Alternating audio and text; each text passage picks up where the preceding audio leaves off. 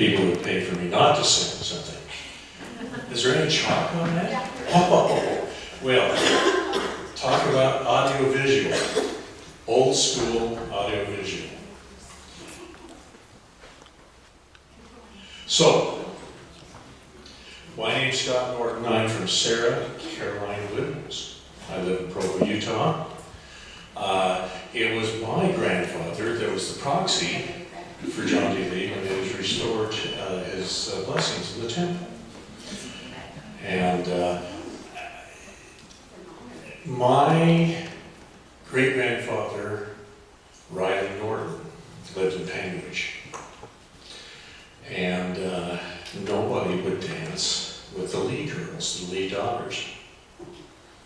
And he says, I'm. And so he married Rachel Olive Lee, and that's where I'm from. And that's how we got the little Nortons around. So, DNA, DNA is a funny thing. We don't know where it's going to lead us. And sometimes it changes. We have to, what we do is we get evidence, and then we make up a story that fits the evidence, and then we get some more evidence, and we make up a new story that fits that evidence. And sometimes we actually get a fact. So we'll see what we've got. John, what? I need chalk. Here's Ralph Lee right there. That's Ralph. For all intents and purposes. All of his descendants will have the same male DNA markers that we measure. So anybody with the last name of Lee, if I do a DNA test, a Y DNA test, the male chromosome, you will all have the same DNA. So that's the first thing we tested for. We took several Lees, and they all matched. So now we know what Ralph Lee, the father of John D., what his DNA signature looks like. It's Scandinavian, by the way, if anybody's interested. But we also get a chance to look at everybody else that matches this DNA signature. Well, for a long time, nobody matched. Not the Lees. So we knew that John D. Lee is not descended from any male Lees. Not Robert E. Lee, not any Lee. No matches, completely different type. Yes? He did. He said we're descended of Robert E. Lee.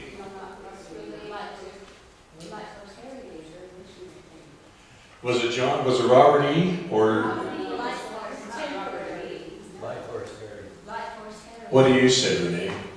John, okay, Civil War, Robert E. Lee, John was already in Utah. So Yeah. Robert E. he thought was a cousin. Cousin. Okay, so we're going to Light Horse Harry. Okay. I'll get to that. Okay? And it gets to be really, really interesting as we go along here. And has changed in the last 3 weeks. So here's the fun stuff. So we have a signature. We got a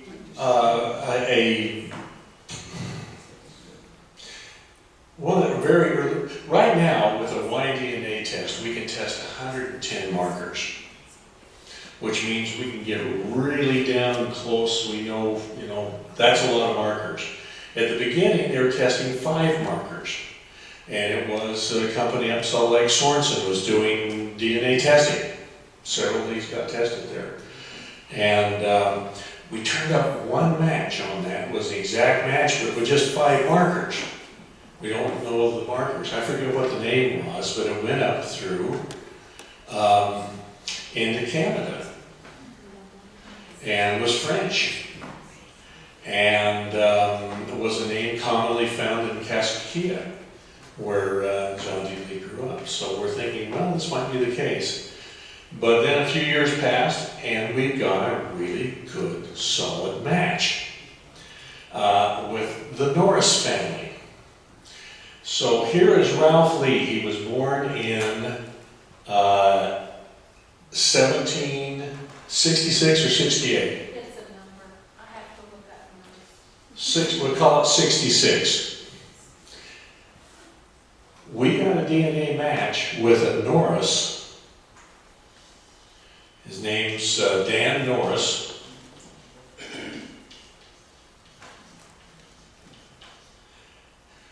Ralph is 1766, Baltimore, Maryland. Not Baltimore County, Baltimore, Maryland.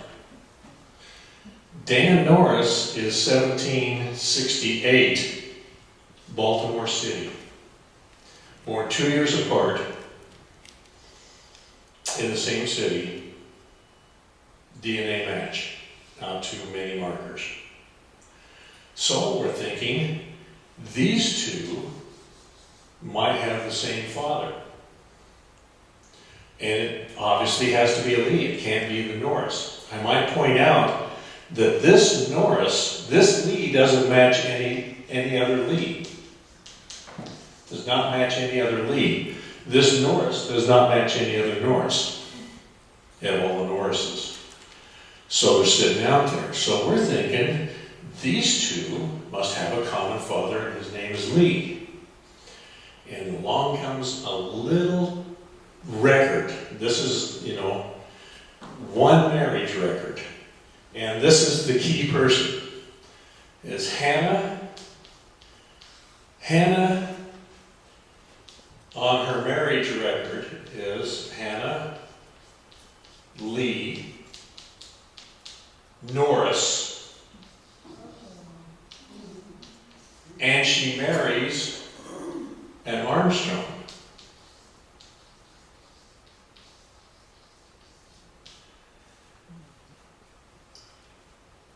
So, we're still back to, are we related to Lees or Norrises? What's the last name? Well, we initially thought that Lee was she'd been married before. But what it looks like now, and I'll show you why, is that Hannah Lee is the mother. She married a Norris, had a child, and then remarried an Armstrong. The child was raised by her parents. Here's what we know about Ralph Lee. 1766, born in Baltimore, and an orphan at 16. That's where we get his birth date. An orphan at 16, apprenticed to be a carpenter, right? And I gotta say, without Renee, we wouldn't have any of this. Renee's research, that ability to go find the original records and nail it down, gives us a chance to really look closely at this. So we know quite a bit about him, Ralph Lee. And we know a lot about him. But we didn't know whether they're brothers or cousins. Well, let's see, what can I tell? I'll leave Hannah Lee. Here, this is like a smoking gun. Go ahead, Renee. Now, but why, don't we have some Armstrong connections too, is why that you feel that? I'll get to that.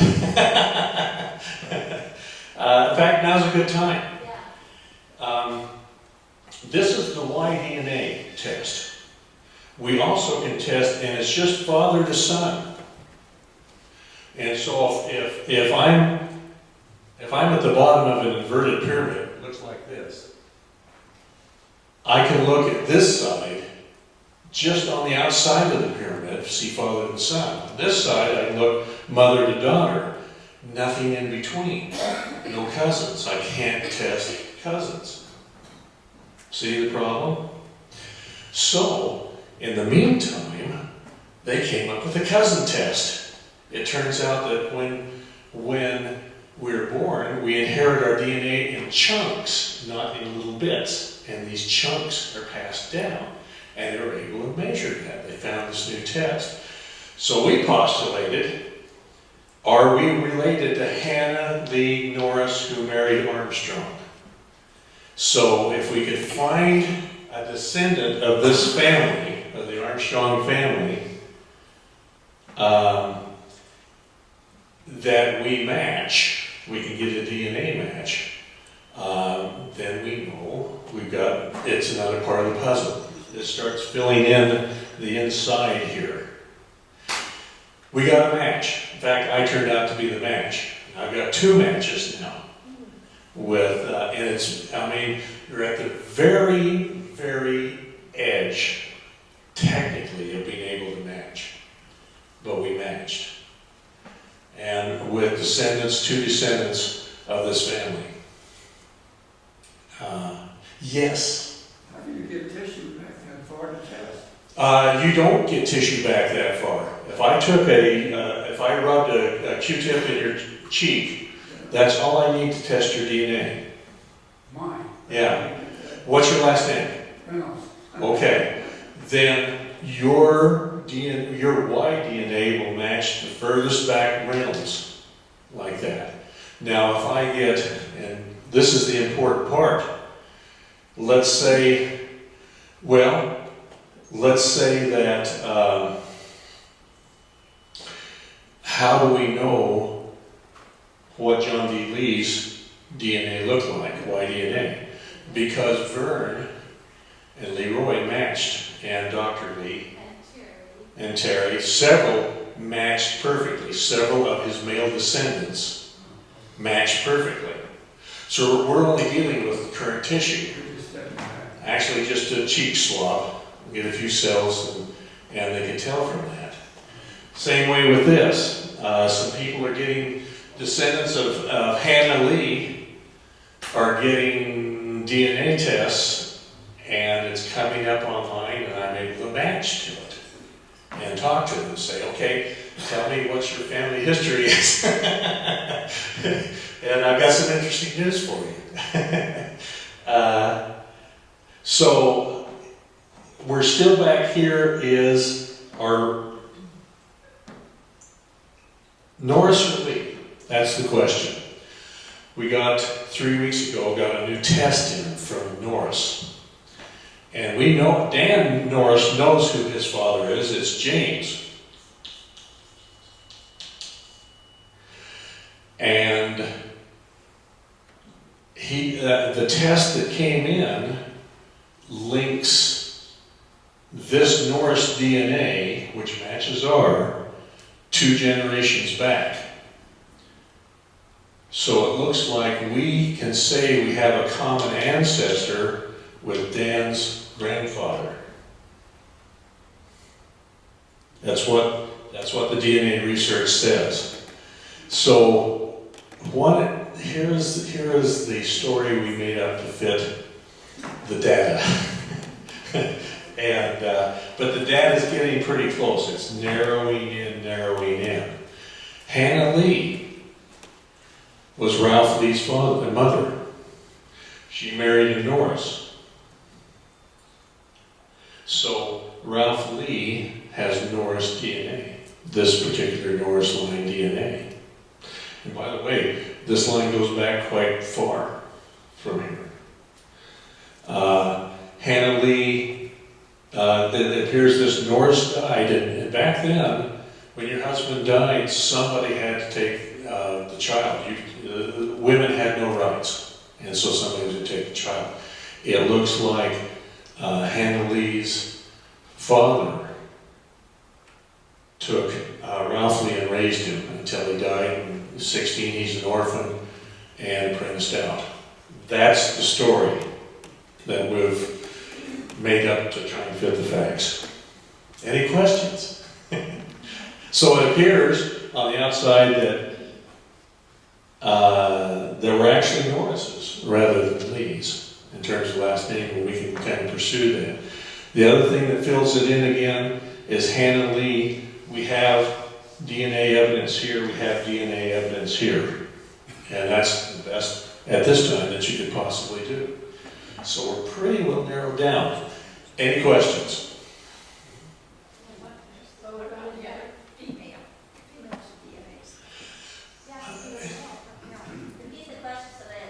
Okay, what about the female DNA?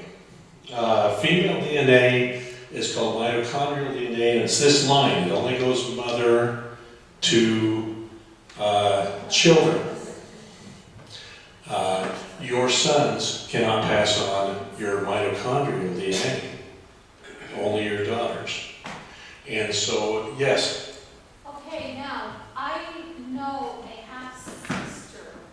It would be Elizabeth's. That would not help. no. Nope, that would be Doyle. Uh-huh. We do not have any full brothers and sisters of John Doyle. And those sisters, who check the mitochondria? It's called daughtering out. If you don't have any daughters, you daughter out and you can't trace that DNA line. Yeah. Yeah, well, if you have daughters, they'll have your mitochondrial, and they'll have your mothers, and her mothers, and her mothers. I go back, So it's just for the male.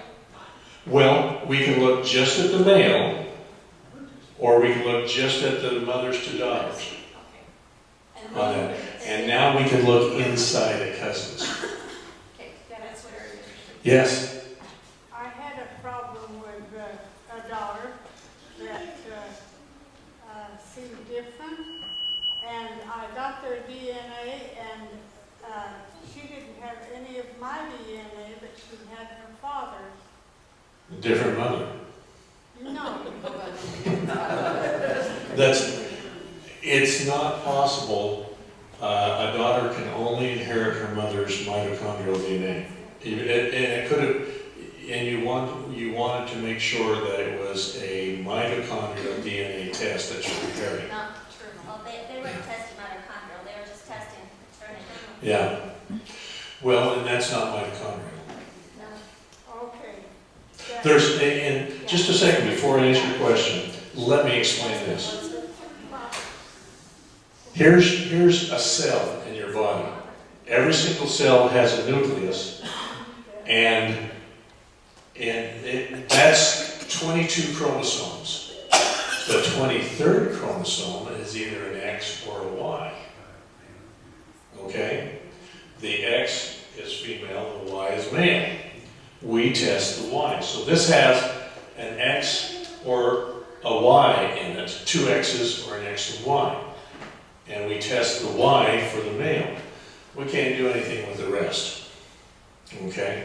Outside of this is the mitochondrial DNA. There's only one copy in here. There's millions of copies outside. And this is the DNA that they use to go back to Adam, or Eve. They can trace it back because it's very stable and goes back very, very far. But, for instance, I'm related to a 10,000-year-old skeleton in Somersetshire, England, according to my DNA, my mother's DNA. And I have an exact match with this skeleton from 10,000 years ago. It used to make cheese and cheddar. Cheddar cheese, that's where it came from, Mike. You know, we all have odd things. So, for our research, see, it's changing each time. It isn't a continuous thing. It's changing mother to daughter each time. So it doesn't do us much. We just find that one person. Yes? I guess you're talking about RNA. RNA is a little bit different. This is mitochondrial and nuclear DNA. Okay? Yes? Well, I was just commenting on her, I might be pronouncing it wrong, but chimerism? Yeah, chimera. Chimerism. Yeah. On my own twin. It's possible. Chimera is often the body's divided up in a quadrant. And you have two different DNA sets. You have one here, one here. One here they're the same, and one here the same, like a checkerboard. It's pretty darn rare. Pretty darn rare. Anything else? Yes? Will you back up just a little bit? Uh-huh. You had a comment to do with you through your mother. I thought it was daughter through your mother, not son. Yeah, when you're related to the cheddar guy, Oh, yeah, my mother, going back to some, well, I've got my mother's DNA, but I can't pass it on. I've got my mother's mitochondria, but I can't pass it on. Her question for the street. Okay, the question is, how can we trace my mother's DNA from me? Well, I got her mitochondrial DNA, It doesn't pass it on. but I can't pass it on. Only my sister can.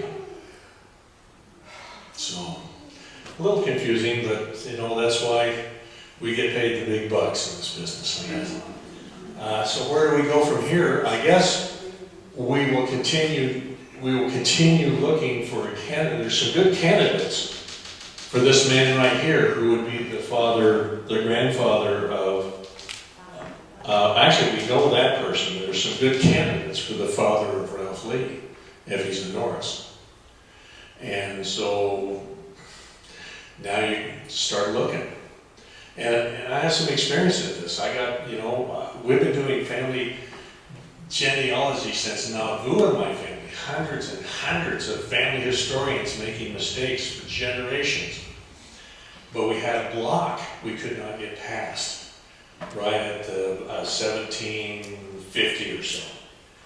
And it turns out my name is Norton. It's Norden. My ancestor changed his name. And once we knew that, all the records were there. And we could see it right back to England. And discovered a whole bunch of cousins. Yes? Well, my line indicates that Ralph Lee has a father named Ralph Lee. And that's where it stops. I can't go any further than that. Are you suggesting that I should start looking for a Norris rather than Ralph? Rather than a Ralph Lee, for the father of Ralph Lee? That's in terms of, and I go to Renee, she's going like this, so I'm going to say this. We just don't have any records of Ralph Lee's father. Right. He's an orphan. And anything else is conjecture. All we know is we match Norris DNA, and we don't match Lee, and we match Hannah Lee Norris, who married an Armstrong. And we do match cousin-wise with the Armstrong. That's right. We think that she is a pivotal person in our genealogy. So why would he choose a new name if his father? Because when her husband died, Her Norris husband died. had to go somewhere, and so he was raised by Lees and took that name. It was her name. Yeah, it was her name. It was her name, Yeah. so he took that name. And it was natural. A male could not take care of it, could not legally, a female could not legally raise a child. It was the laws in those days. It had to go And to a they male. usually went to relatives, uncles, aunts, or if those weren't there, then they usually went to, grandparents. somebody Grandparents. Mhm. To take care of that little child. So, And he got raised in the home and took the name. Yeah. He became their child. Do we know when the Norris died? which Norris? Hannah Lee? She lived a long time. She and Armstrong, I think it's Nathaniel Armstrong, good old Nate, they had a big family. They went to Ohio. This Norris? Yes. Probably, Within a year or two, because Yeah. he didn't have a third child. yeah. Well, and Dan Norris in no way has to be a brother of Ralph. He's now a cousin. May have just had the one. Yeah. When the most recent common ancestor went back here to a grandfather, that makes him a cousin. So, anyway, that's, everybody confused? Are you confused? No, what happened to Lemoyne? Lemoyne, that's what I was going to do. Here's the thing about this DNA, and here's what I can tell you. Rich families, noble families, powerful families are big families. They have a lot of descendants. We have a lot of DNA matches. Families who are Let's take a family that's on the border of England and Scotland. And they're coming back and forth and fighting. People, families getting killed and displaced and everything. They have very small families, descendants, very few DNA tests. Or let's take a family that was located in a plague city, and their family is decimated, wiped out by the plague, will have very few descendants if they weren't powerful. If they're powerful, the powerful could raise a lot of children, and it was their business making descendants if you were powerful and rich. But if you were poor, and if you're in the way of calamities like wars and disease and economic situations, then you had a very small family, smaller. Well, this Lee Norris DNA, we have perishing few tests that match. There you come close. And in terms of, you asked about the Lemoyne. This Lemoyne test, just one Lemoyne is tested that we know anywhere 20 years ago, and from Canada, from Eastern Canada, Ontario area. French, Quebec, yeah.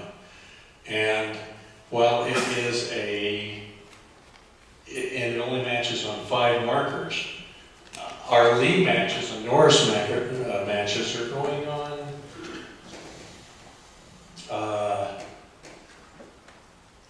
well, let's see, it goes 12, 32, we're in the 60s and 70 markers. So it's still an interesting match, and it's a clue out there, but A, there's no paper trail, and there's nobody to talk to. Yes?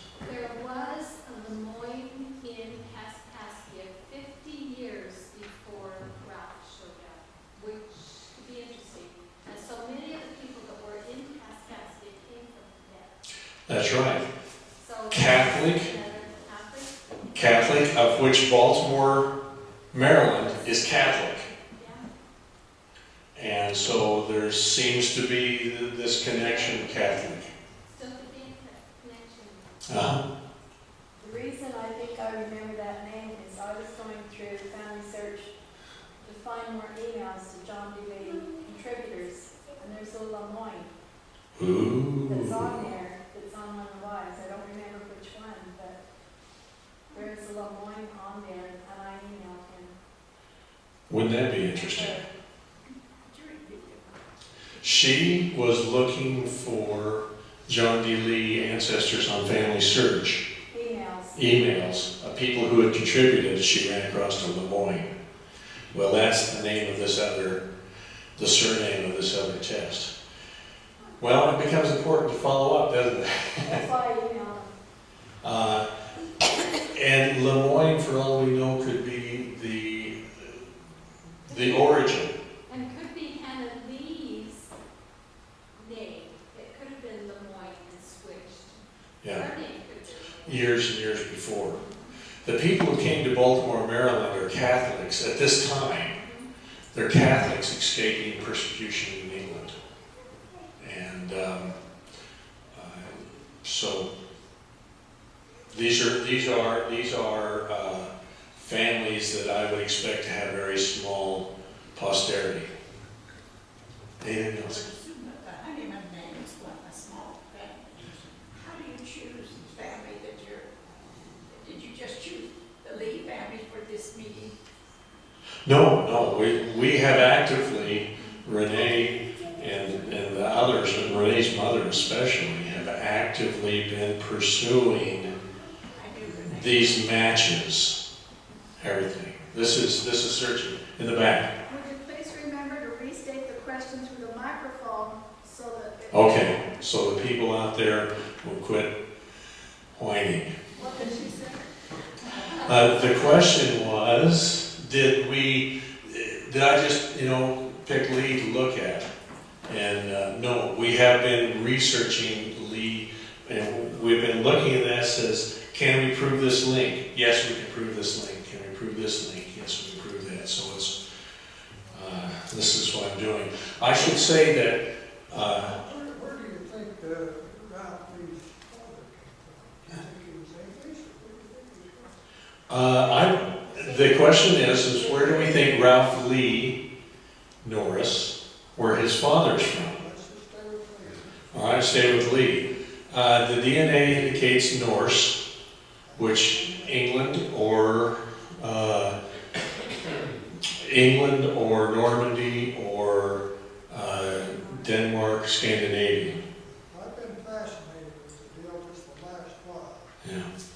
The internet does a lot of things, and if you get old and you start to have something to do. I just got some information once.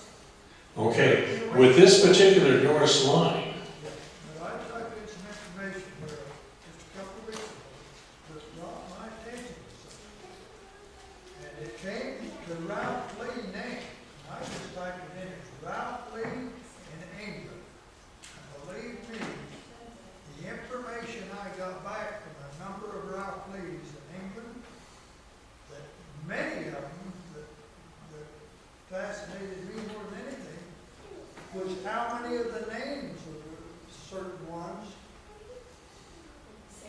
came back to the certain names of our family. yeah, I should point this out.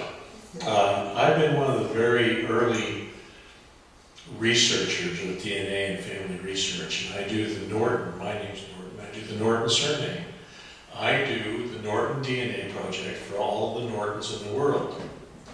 And so I have enough DNA tests, enough pedigrees linked to those DNA tests that if a Norton gives me a DNA test, I can tell what family they're from. I can match them up. I can usually give them a pedigree. Especially if if you give me your grandfather in a DNA test, I'll give you your pedigree back as far as you can go for any Norton in the world. So in terms of the Lees, and this is something we can look at, but we have a paper pedigree for Norris going back quite a ways. For this Norris, we have a paper pedigree. But in terms of the Lees, which is worth looking at still, is that if we can find a Ralph Lee that we think we like or some family group, we can drill down and see, I can check and see if there's a DNA signature linked to that Lee family. You type that in, the information I told you, and see what it comes Well, up with. yeah, what I do is I take a family name like that and a family group and a pedigree, and then I see if it links to a DNA test, so I have a DNA signature, and I can tell. I can put you in or out that way. Yes? So who are you looking for to test then, to try to find out? We're probably, at this point, good question. Can you restate the question? Who are we looking for to test DNA-wise now? The most interesting point is that grandfather's, the son right here. It appears to be a Norris. Are we, to solidify it, because I only have one test, and the pedigree is shaky, but it's not shaky in the place where it matters right there. I can't break it. I tried to break it. It says, no, this can't be. And I tried to break the pedigree and I couldn't. Okay, if people who are 4 or 5 generations, like I'm 5th generation, if we did testing, would that help in the solving the problem? Can we do more cousin testing? And will that help? It can't hurt. You know, every test tells us a little bit more. But you have to understand, we're at the very, very edge of being able to detect. Next generation, my children technically couldn't make a connection. But I'm if we at the got- very edge, and I'm 6 generations. So if we got, like we've already tested her grandfather, he is the Mhm. only living grandfather Yes. instead of the other one. Yeah, and even then, it may not show up, because you're really looking at this little chunk. There's a little chunk of DNA that came, bouncing down and still exists. It doesn't necessarily have to exist. It more than likely went away. Yes. And can females be checked for this and still find the? Yes, females can do the DNA the cousin DNA testing. Because remember, we're in this middle area now in cousins. But as I said, it's a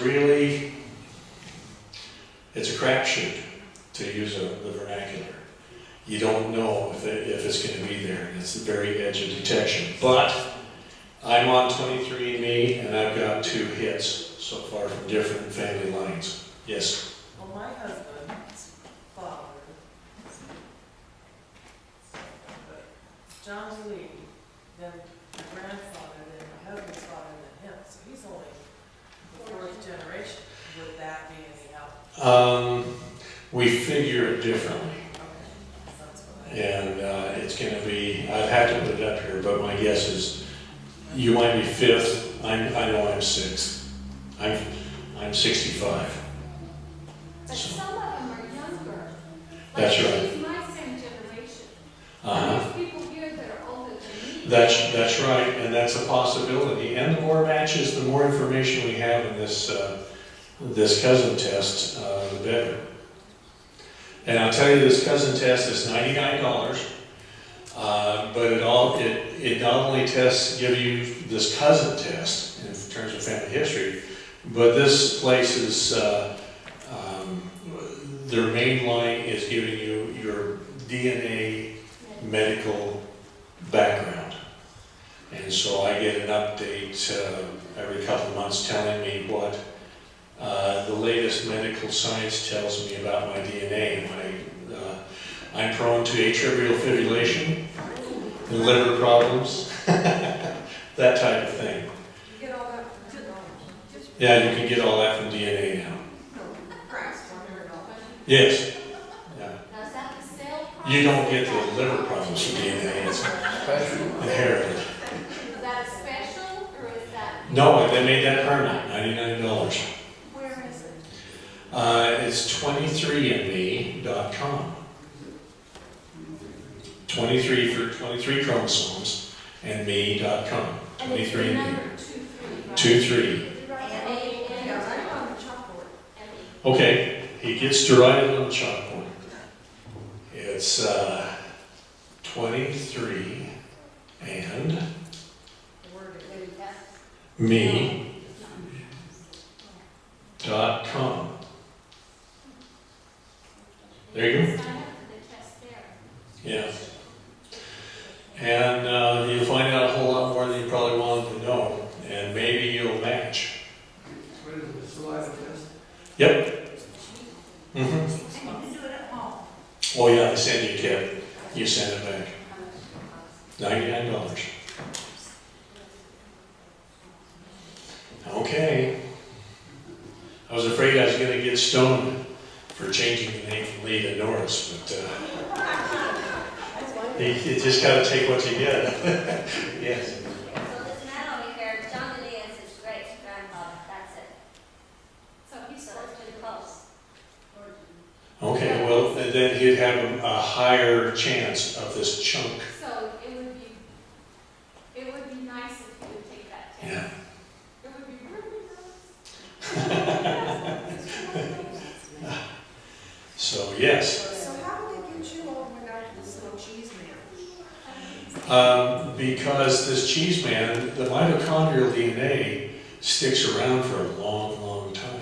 And they took a tooth from this skeleton, and they took the DNA out of it, and they're able to get the mitochondrial DNA. Not the male DNA, but the mitochondrial. And I'm a match out to 7 levels, which is a very, yeah. I like cheddar cheese too, so it all works out, I guess. You take a tooth, you take a tooth, and inside the tooth, there's going to be a little DNA. 10,000 years is about as far back as you can go. What's that? They said they've already done the Egyptians.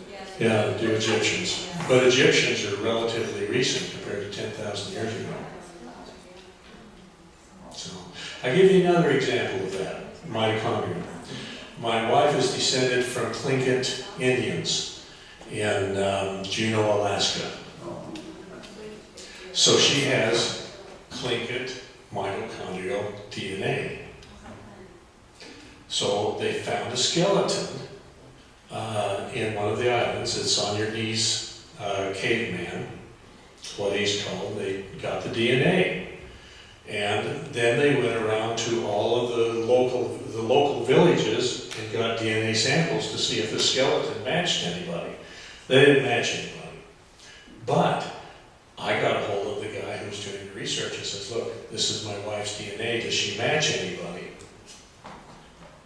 She matched, perfect match, with a person in a particular village.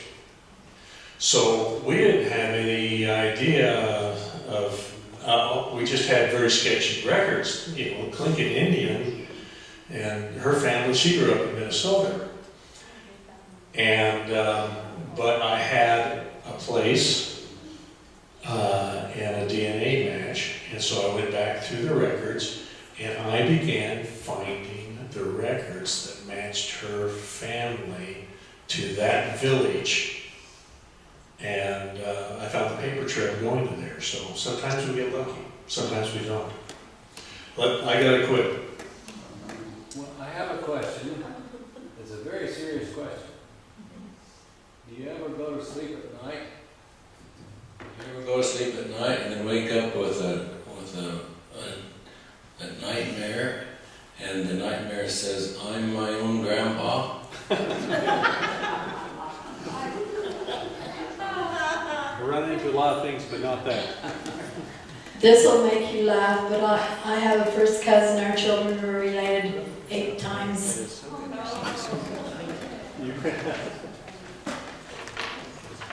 And her husband aren't related.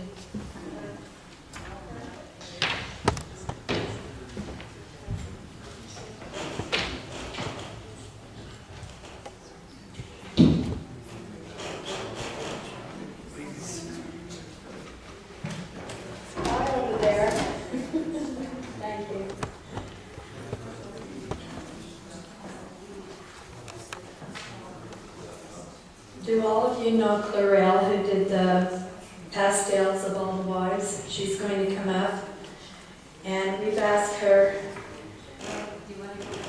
well, if you'd like to say your remarks first, Clarelle, then we're going to break, and I don't know what she's doing. Go get my remarks. Oh. Okay, she went to get her remarks, so I probably ought to qualify that 8 times thing, but my great-great-grandmother, Mary Lou Groves, who was married to John D. Lee, when she divorced him, she married a man named Daniel Willis Matthews. And they had 3 children, and one was Daniel Matthews, and that was my husband's grandfather. So my grandfather and his mother were first half-cousins. My husband and my mother-in-law were second half-cousins. And my kids love this. I'm third half-cousins to my 4 boys. So my first cousin, our fathers were brothers, and her husband was a John D. Lee descendant. So that made, and also a Brinkerhoff. Are you following? I had to write it down for her too. But Ronald's grandmother was a first cousin to my grandfather and a first cousin to my husband's grandfather. Plus, they're related through the Brinkerhoffs. I call it the spaghetti factor. And because I'm related to John Doyle, I'm related up to all the West Coast, I figure. And my ancestors were the Nelsons and Thompson family that came on the first wagon train to St. George. So I figured that took care of the rest of them. My other great-great-grandfather came west with his widowed mother, and he was a Flanagan. And his mother married Quimby Dennett from Springdale, so that took care of the rest of the county. Anyway, that's a little of my background. Okay, Clarell is the boss, so she's in charge of the pictures, so if all of you want to stand up and take a break, she's going to offer a photo, one of her pictures to a head of state of your family. So if you want to go back in there and lay claim to one. Linda Johnston and our family, and we already decided who gets what.